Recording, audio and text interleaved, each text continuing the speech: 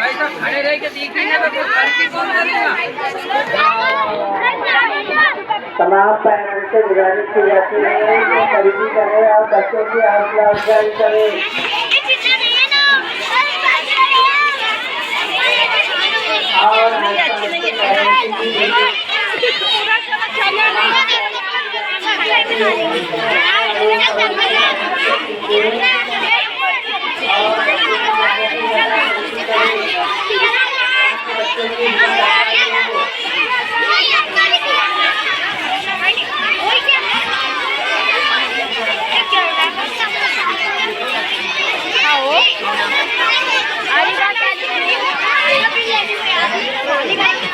तमाम पेरेंट्स से गुजारिश करें वो बच्चे की हौसला अफजाई करें ताकि बच्चों को मालूम हो कि इस तरह से बिजनेस किया जाता है, किस तरह से तिजारत की जाती है।